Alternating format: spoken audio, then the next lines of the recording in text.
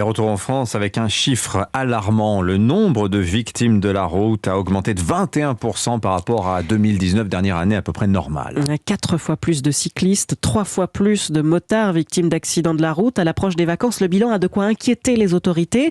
Dans les Alpes-Maritimes, la gendarmerie joue la carte de la prévention. Depuis plus de 10 ans, l'escadron départemental de la sécurité routière organise des journées de sensibilisation. Le reportage de notre correspondant sur la Côte d'Azur, Frédéric Michel. Donc là, le premier atelier, c'est travailler sa trajectoire. Encadré par des motards de la gendarmerie et des bénévoles pendant toute une journée, une quarantaine de motocyclistes multiplient les exercices.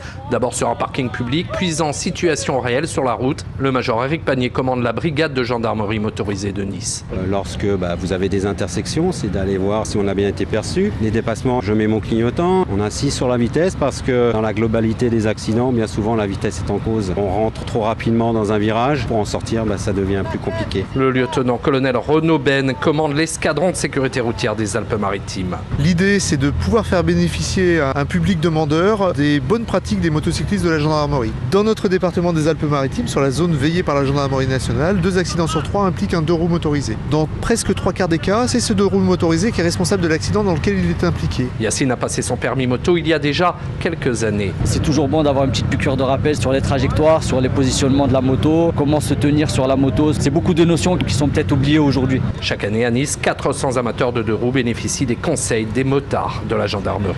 Frédéric Michel, correspondant d'Europe 1 dans le Sud-Est.